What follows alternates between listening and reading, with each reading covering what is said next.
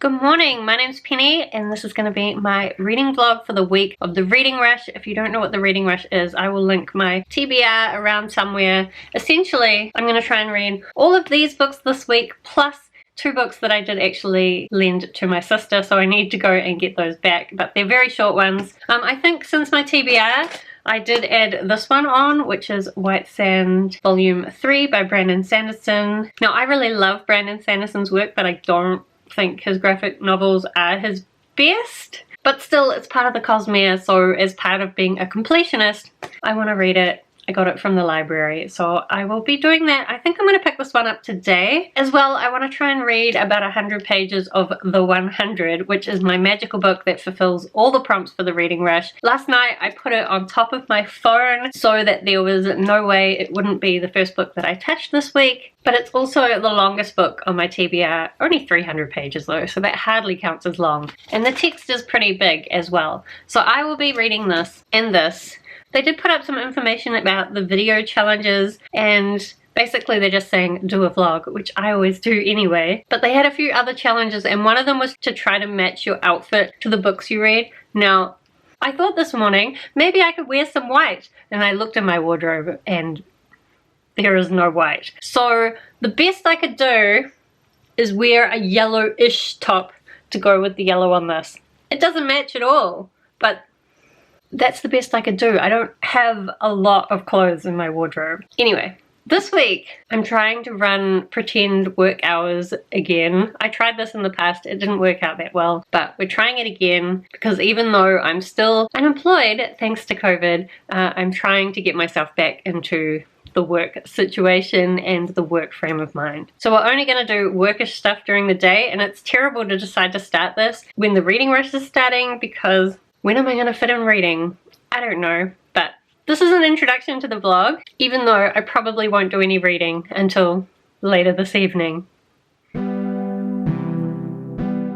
Okay, so slight change of plans. I realized that if this is going to be my magical book that fulfills all the prompts, then I need to read it all outside, and waiting until tonight to read it isn't going to work because at the moment it's winter here and sunset is at like 5:30 and I'm not reading outside in the dark, especially because it is supposed to rain. I'm actually afraid it's gonna rain on me now, but I'll read a bit and we'll see how we go.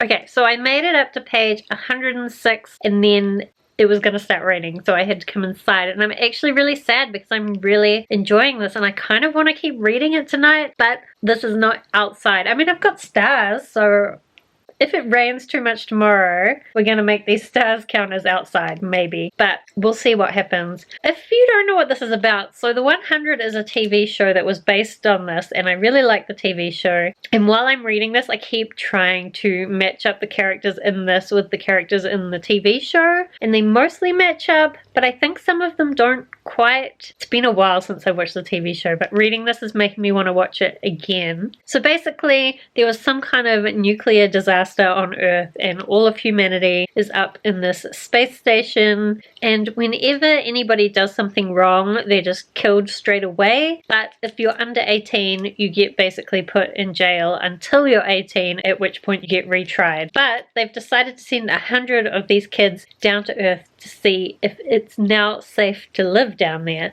And all these kids that are on the way down there have all these different backstories, so they keep having flashbacks, and I'm really enjoying it actually. It's quite simple, but a lot of fun.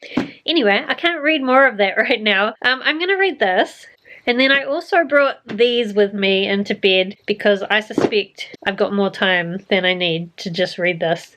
Because, what time is it? It's 9 o'clock. So I can probably read for like an hour-ish. We'll see what I can get through. Alright, so it took me a little bit longer than I thought it would last night, but I did finish off White Sand 3, and I actually enjoyed this one. I still think Brandon Sanderson's graphic novels are not as good as his full books, but this was a lot better than the first 2 volumes. It's kind of sad because now it's finished when I've finally got a handle on who the different characters are and what they're trying to do. I don't know, maybe I will reread the series at some point and I will enjoy it more on a reread. Sometimes that works with graphic novels because it can be a bit hard to pick up on all the world building and the character development on the first go. Anyway, better than I expected. So that's my first book finished for the reading rush, but it doesn't tick off any of the prompts. Maybe I could argue that it's set on a different continent because, I mean, it's on a completely different made-up world, which is certainly not the continent that I live on. Anyway, as well as that, I have actually been listening to a couple of audiobooks. This morning I finished off White Fragility by Robin DiAngelo, and I'm kind of conflicted about this one. It did have some good points made in it, but in the beginning, it did this thing which I've encountered in non-fiction books before, ones where it's meant to be about improving yourself, and I never like it. Basically, it comes in with the assumption that I hold certain beliefs, and then it argues very aggressively against those beliefs. But I don't hold those beliefs. I agree with the things that it's arguing very aggressively about, but because it's arguing so aggressively, I feel like I should be disagreeing, even though I don't. So it's just a very confusing experience. And all of her arguments just seem really irrelevant to me. As well, it is quite America focused, so all the explanations of the reasons behind racism and how it's developed into what it is. It's all about American history, which I do know a little bit about, but it's not exactly relevant to the racism that we have here in New Zealand. Like, obviously we do have racism here, but it's different. Similar but different. Anyway, I do have more holds on other books around the topic of racism, and I suspect they will be better. This one I do think might be good for people who really think that it's better just to claim that you don't see colour. If you hold that belief, then maybe this is the right book for you to start with.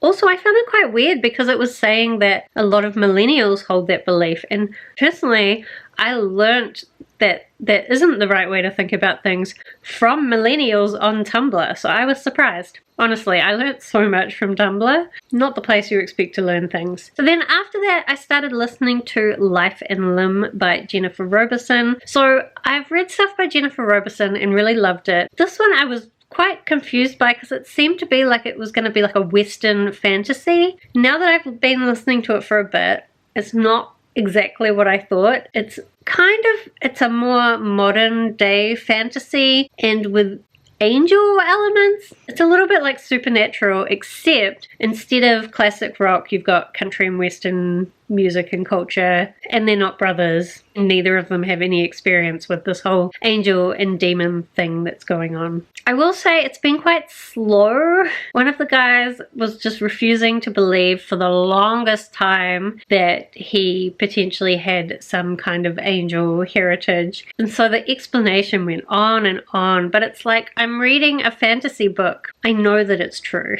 So the main character not wanting to believe it is just gets boring pretty quick. Anyway, it has been really awful weather all day, and it was good because I got some productive work study stuff done. But there is a little bit of blue sky right now, so I'm going to take a little bit of time to read some more of this outside, and hopefully I can get another 100 pages read. Maybe. Okay, so I've only managed to read 80 pages, but it's getting a bit cold and dark, so I'm going to go inside now. In this, I think now most of the backstories have been revealed, like what different criminal acts they did in order to be sent down to Earth, but not much has actually happened on Earth itself, so hopefully more will happen there soon.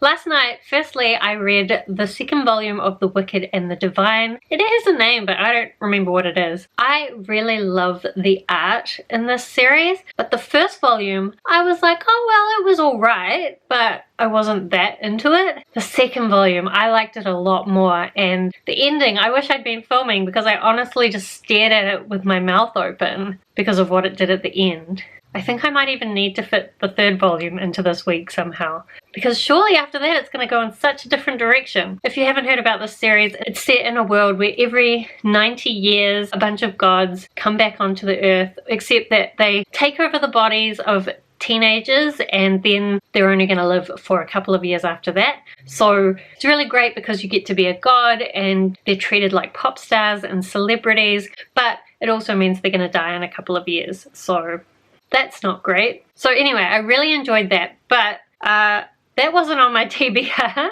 either, and that's the third book that I've read this readathon that doesn't fit my TBR. However, I did finish one that actually fits a prompt. So after I read The Wicked and the Divine, I picked up the 4th volume of Full Metal Alchemist. This one. So this is about these brothers. One of them, some alchemy goes wrong, and now one of them has a metal arm and leg, and the other one is just a soul inside a suit of armor, and they're trying to find the Philosopher's Stone so that they can get their bodies back. And this is a really well-loved series, but I just don't think it's for me. Like, it's okay, but it's nothing phenomenal, and I think that's because, I could be wrong, but I think people who like this like the characters, and it's quite fun, and there's a lot of humor, but there's really not much plot. Like, not much really happened in this. There was one thing that happened that upset me. I wasn't very happy about it. Like, it's not a terrible read, it's kind of fun, but I'm just not getting what I'm looking for in a book with alchemy in it. So it's been a while since I picked up the first 3 volumes, and I think it might be a while until I get to volume 5. But maybe I'll continue. We'll see. So that was all I read last night. Then this morning I did stop by the library and I picked this up, but I won't be reading this for the reading rush because that would not be smart to even attempt that. I also, on my way home from the library, stopped by my sister's house and picked up these books, library books that I had lent to her. So I think I'm going to try and read these ones tonight, because they should both be pretty quick reads. I did this afternoon miss my chance to read this because I think it rained at the end of the day between my work time and when the sun goes down, so I missed out. But if I'm completely honest, I was actually playing Animal Crossing around that time, and that's why it's now later at night than I would have liked. So I'm going to film a video to try and pretend like I've been productive all evening. Then I'll go to bed and read these, and maybe I'll start this soon. I think so. Hey, so I'm outside to read some more of this. It's actually really freezing. Like, there's kind of blue sky at the moment, but this part of my deck doesn't really get much sun at this time of day, and it's a bit cold. So hopefully it won't take me too long to finish this. I want to finish this today because I know Jason's going to come around tomorrow, and so I probably won't have much time for reading the next day in a bit. Although I am doing pretty well with the readathon so far. Last night, I did finish off these 2. This one I really liked. What I will say is that it's kind of like a compilation of lots of little short comics by different artists, and so some of them are really amazing and others are less amazing, but there is heaps of really beautiful art in this, and I really love Bee and Puppycat so much, so I did really enjoy it. And then I read this one.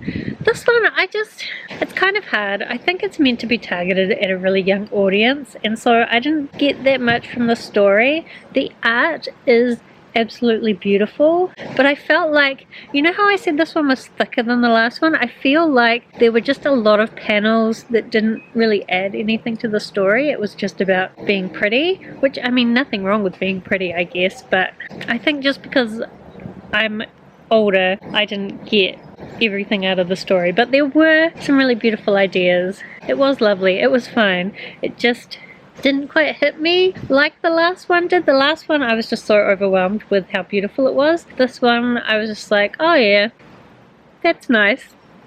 Anyway, what I did also realize is that I forgot to update you yesterday about Life in Limb, which I was listening to an audiobook, and I've actually finished it this morning. I finished it while I was doing some other bits and pieces, and I think the fact that I forgot to update you on it really tells you how I felt about it. It's pretty forgettable. There's never really any stakes. Like, sure, the apocalypse is on the horizon, but it's not really clear what that's got to do with the main character or what he and his partner can even do about that. And it doesn't feel like there's any imminent danger, even though they're being thrown into these situations with absolutely no training, which makes absolutely no sense. And it was just so slow. It was kind of laborious getting through it and dealing with the main character still not really believing what was going on. I think maybe if you're completely new to urban fantasy type stuff and you're just interested in learning about the world and seeing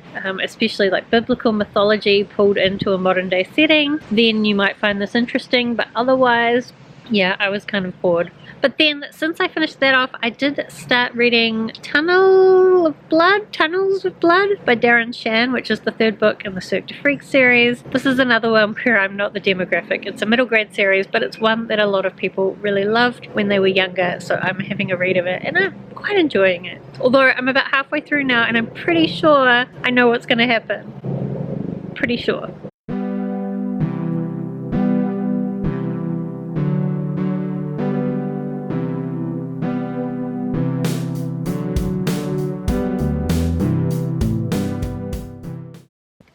It got way too cold outside, but I finished this.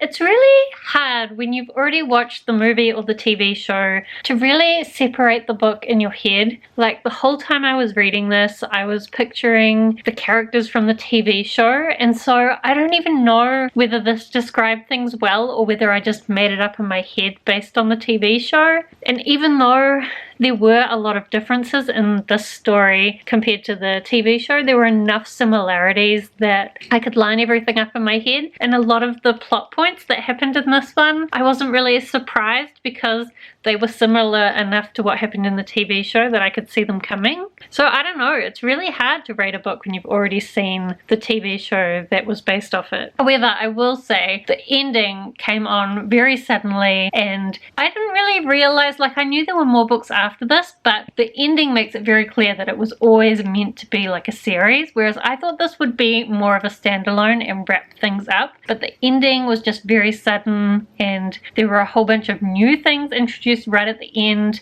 clearly setting up for the second book. So in a way, the ending was quite unsatisfying, because now I'd really have to read the next book to find out what happens. And if I'm honest, what I really want to do is go and rewatch the TV show and then watch all the episodes that I never got to. But I don't have time to be watching seasons and seasons of a TV show because I'm supposed to be reading. And in fact, I'm not even supposed to be spending this much time reading.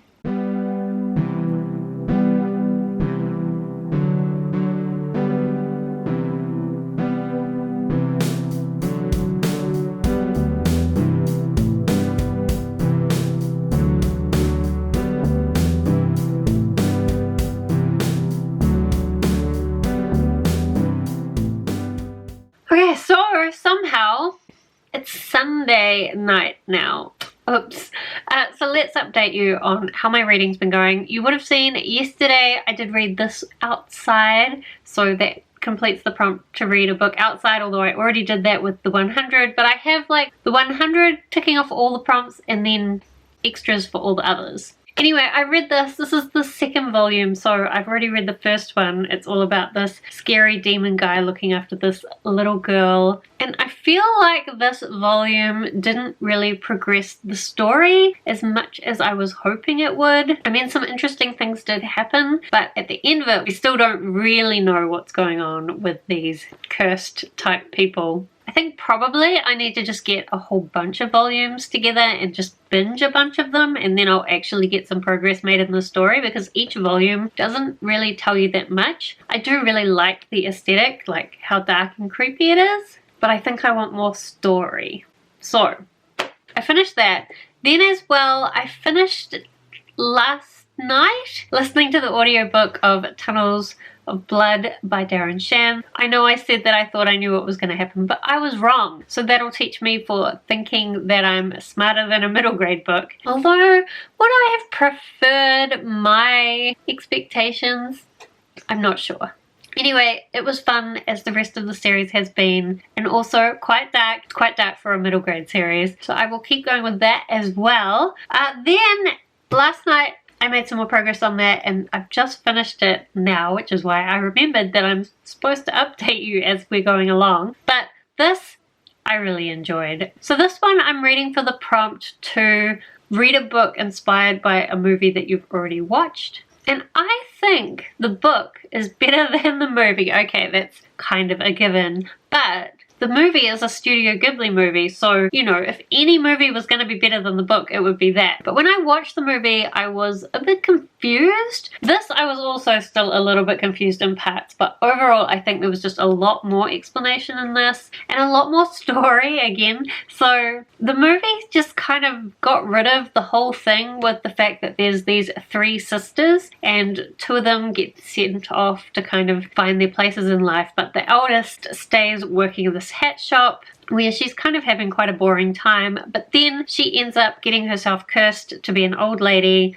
and she kind of talks herself into being the housekeeper for the wizard Howl and getting to know him. And there's all this different mystery going on. I did really enjoy the way that everything came together in this, but because the movie had skipped out so many of those storylines, it then missed out on that opportunity of having everything come together. And I really think it's like everything coming together that makes this story so cool in the end. I mean, as well, Howl is a really great character, the way he's so vain, but also so mysterious and interesting, especially in the end. I think all the characters were really interesting characters, and it's written in such a like weird and whimsical way. I can definitely see why a lot of people really like this book, because I really enjoyed reading it, and even though the text is tiny, it still didn't take me that long to get through it. But I think now it's like 6 o'clock and I could probably read some more, but I'm probably not going to. I did this morning when I went and walked to the library. Let's not talk about the fact that I've got more library books now. While I was walking there, I did start listening to the audiobook of Sawkill Girls by Claire Legrand, and I got about 2 hours into it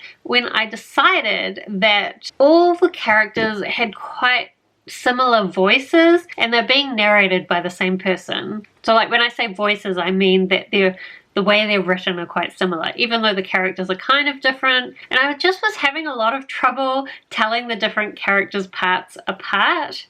And there's some really dark and creepy stuff happening because this is set on an island where all these girls keep missing, and it's something to do with this collector demon taking them. And so there's all this really dark and creepy stuff happening, and I just didn't feel like it was having the impact on me that it might if I read it physically. So I've decided to put the audiobook aside and pick up the physical book instead, which I don't do often because normally I pick up books that I'm less excited about on audiobook, and so if I'm not enjoying the audiobook, then I'm probably not motivated enough to pick up the physical book.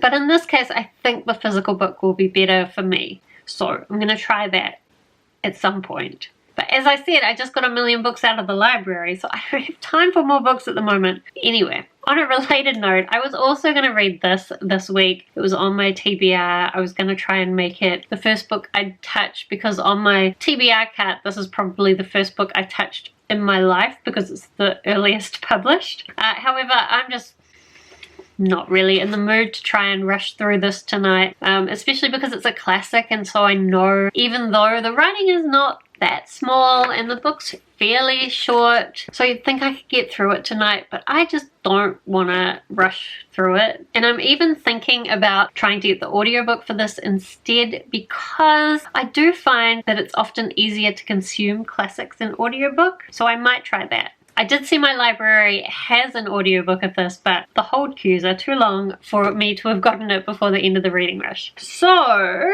that means these are the books that I read for the reading rush, which is 1, 2, 3, 4, 5, 6, 7, plus I read 3 audiobooks, so White Fragility, Life and Limb, and Tunnels of Blood.